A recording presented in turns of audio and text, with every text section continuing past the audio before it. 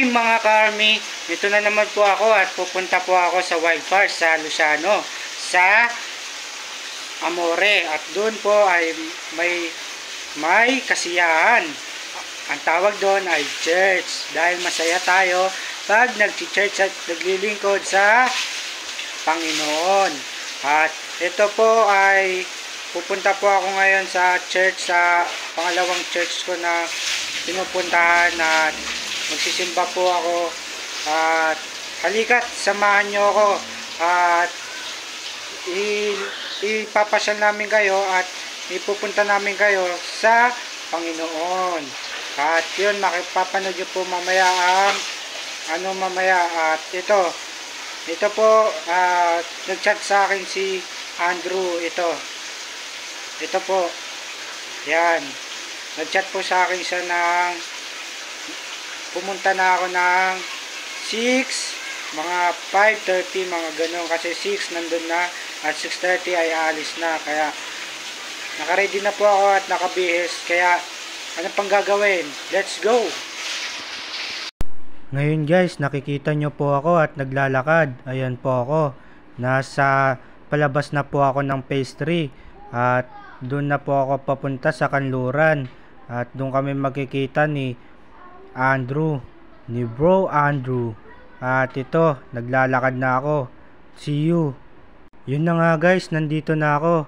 At wala pa po siya dito, ako po yung nauna. At mukhang napaga ata ako guys. Kaya ito, naghihintay ako dito. At tamang hintay lang, papogi muna. Ayun oh, ganyan muna tayo. At hintay-hintay muna tayo. Tamang video lang po ako. At makalipas ng ilang taon, ayan na siya. Sharon! Ayan na siya, si Andrew na pogi.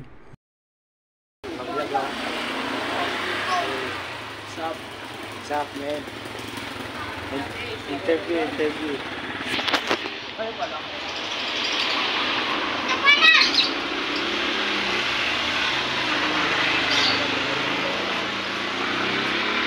Dito pa tayo guys, sa aming bahay.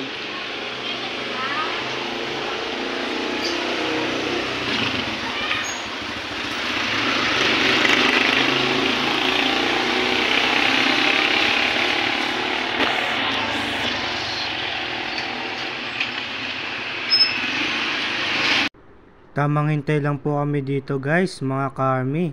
At ayun oh, si Andrew at yung kasama namin, si Carlo. At yan, nagsi-cellphone na ako, nagvi-video ako, tamang vlog.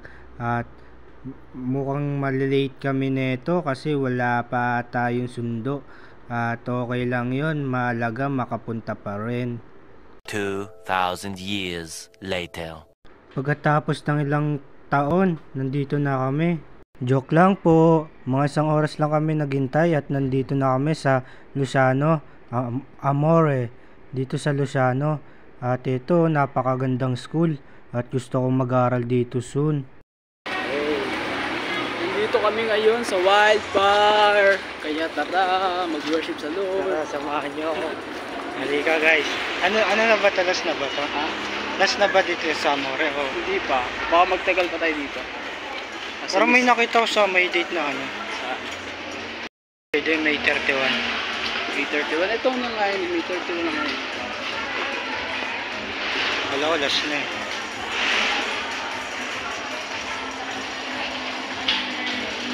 Mga ka-army, at dito po ako nag-aantay at mag-aano kami. Lalagay namin pangalan namin doon. Yun oh, nakikita nyo na naman po. Napakahaba ng pila at nasa likod po kami. Dito guys, nag-start na po ang worship.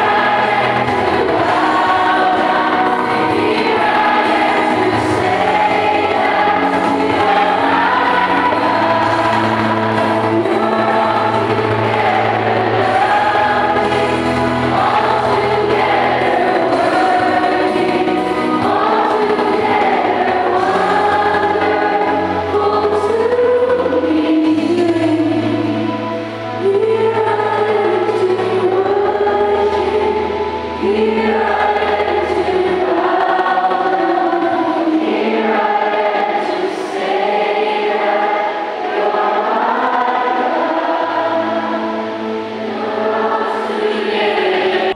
hours later.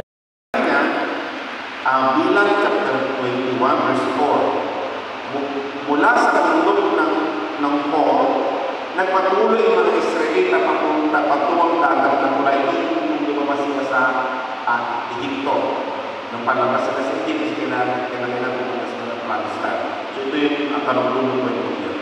Sabi po niya, mula sa bundok ng Hor, nagpatuloy ang mga Israelita patungong dagat na pula upang luwasan ang Edom. Subalit nainip sila sa pasikot-sikot na maglalakbay. Nagreklamo sila sa Diyos at kay Moses, inilabas mo ba kami sa ito upang mamatay lamang sa ulan na ito? Wala kami makain ni mainom, suyang-suya na kami sa walang kwentang pagkain nito. Okay?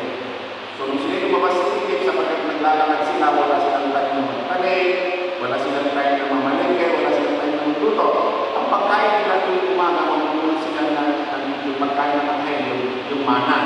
Nakalapit lang din sa pagbubuo nila, inilalagay nila sa uling. Yun yung pagkain nila. Pagkain daw po ito ng angel sa iyo ng mga buwagan. Ang nasabi nila ay dahil sila po ay iwasan nila ito at umiinit sila, nainit sila at sila silang magreklamo. At ang sabi, yung pinagkakaroon nila blessing the Lord, ang tawag nila ay sawa-sawa na sila, suya-suya na sila kung walang magandang pagkain nito. Hindi bumalik sa Diyos upang humingi tayo ng tawag sa Kanya.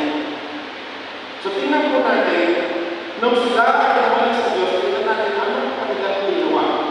Ang sabi sa verse 7, kaya lumapit sila kay Moses, sinabi nila, nagkasala kami kay Yahweh sa iyo. Kaya na sila nagkasala?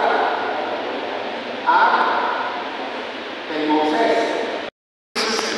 Same with the Lord Jesus Christ. You cannot fight sin. Sin is devastating. You cannot control sin. Why? Because sin runs through your brain. Hindi mo kayang tutulan sa kasalanan. Dumadalo yan sa iyong pagkatao. Dumadalo yan sa ugat ng iyong dugo. Ang daming solusyon dyan ay walang iba. Hindi ka titingin sa nakapakong Kristo. Ang sinabi ko sa verse 15, mga minamahal, upang ang sino mang sumampalataya sa Kanya ay magkaroon ng buhay na walang hanggan. Many people make grievous mistake. Kumuha sila ng mga inanyuhan ng kamay. Tapos titinilay nila ito. That is not what the Bible tells us. Ang sinasabi mo, sumampalataya, hindi sinabi tumingin. Iba ang pananampalataya, iba ang pagtingin. What we are worshiping today is the risen Jesus. Kaya sabi ko ng angel, halika kayo, silipin nyo, wala na sa sanibingan sa buhay na mamuli. Ang Jesus na manamanan ng palataya ay Jesus na buhay na buhay at ngayon ay namamagitan sa atin, palapakan natin ang ating Panginoon. Listen to this. Tanong ko sa iyo, nag-i-struggle. Umuwi ako sa bahay po namin. Hindi nila alam na ako yung ligaw at isang makapalaki. Sabi ng pinsan kong pastor, nung ako dumating sa kalukuyan ng hapon, sabi niya, ay, hallelujah! Ipinadala ka ng Diyos sapagkat walang nakahanggan ng children to. BBS, marunong akong kumantang, magitara, magturo ng bata sa akin. Ay, syempre, pwede bang hawakan mo yung children? At ang sabi niya, kung sino man sa inyo ang gusto patawarin ang Panginoon at maglilingkod sa Diyos, pumunta sa harapan. Niiyak ko ako pumunta sa harapan. Kala ko madami ko kami. Ala, ang mga sinabi ko sa Diyos, Lord, patawarin mo ako, hindi na ko gagawa ng maglilingkod ako sa Panginoon. Yan ang mga pinagsasabi ko. Nung matapos ako mag-pray, nalaman ko, ako lang pala ang mag-isa. Pero sabi ko, bakit ako?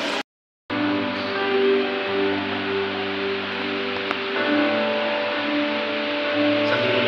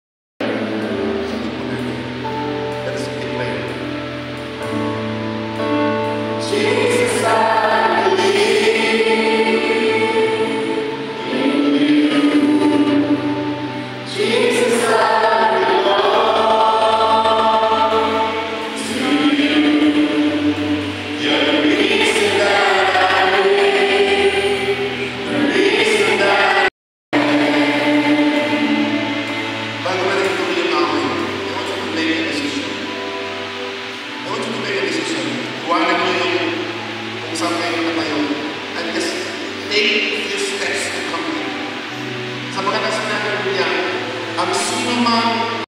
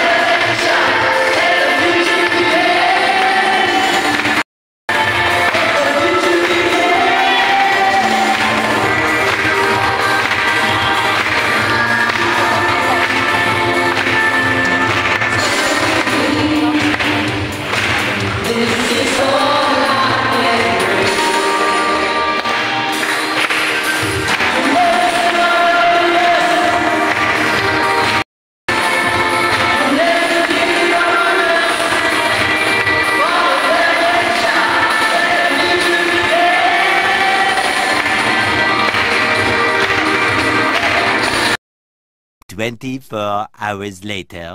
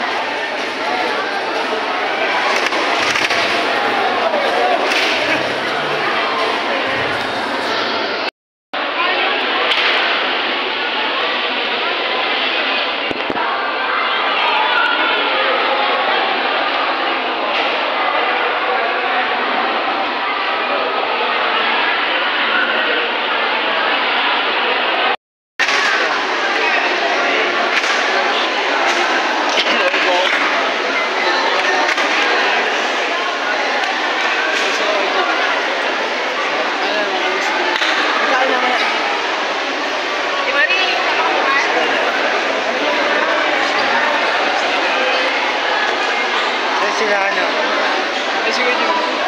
Wala si Kuya Benz. May sakit natin si Sir Benz eh.